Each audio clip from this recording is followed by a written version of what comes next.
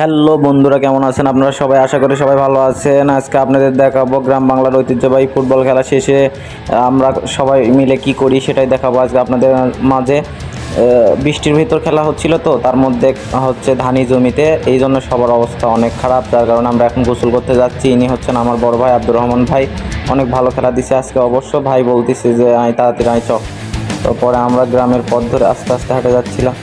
পরে আমরা গ্রামের সেই মেঘপথ ধরে হেঁটে যাচ্ছিলাম আস্তে আস্তে। তো সবাই যাচ্ছিল, কেউ যাচ্ছিল হচ্ছে ধান ক্ষেতের মধ্যে, আবার কেউ কেউ রাস্তা দিয়ে যাচ্ছিল। তবে আমাদের এখানে একটা সেতু আছে, এটা আপনার যমুনা সেতু বলতে পারেন অথবা পদ্মা সেতু বলতে পারেন। এখানে আসে অনেক মেয়েরা এসে ছবি টবি তোলে, ফটোশ্যুট হয় এখানে। তবে এখানে ব্রিজ পার করার জন্য কোনো চার্জ প্রযোজ্য না। তো আমরা সবাই মিলে যখন আস্তে আস্তে কেউ আসতে যাচ্ছিলো, কেউ দৌড়ে যাচ্ছিলো আর কি, যার ইচ্ছে মতো সে মানে পার হয়ে চলে যাচ্ছিলো। পরে আমরা সেই সবাই পুকুরে নেমে গেছে, ছেলে পেলে একের পর এক নামতেছে। ধরেন যে এভাবেই তো আর গ্রাম বাংলার পুকুরে গোসল করার তো মজাই আলাদা। যে গোসল করেছে সেই জানে যে কীরকম মজা। তো এক এক করে সবাই নামিচ্ছে।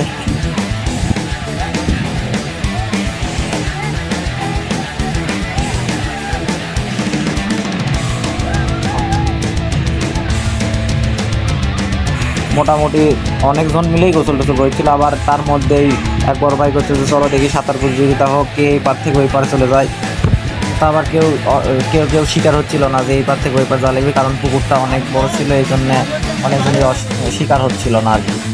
পরে অনেক মজা করে সবাই মিলে গোসল টোসল করলাম। অনেকজন এসে ছবি তুলতেছিল, আবার কেউ কেউ দেখতেছিল যে আসলে কি করতে আসছে এরা এতজন মিলে একসাথে। এখানে যেন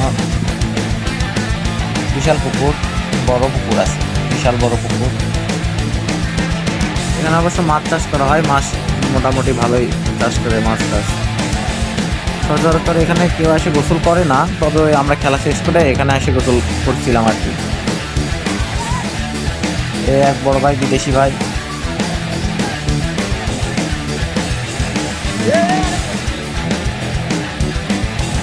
পরে কিছু ফটোশ্যুট করলাম, সবাই মিলে করছে যে একটা ছবি টবি তোল।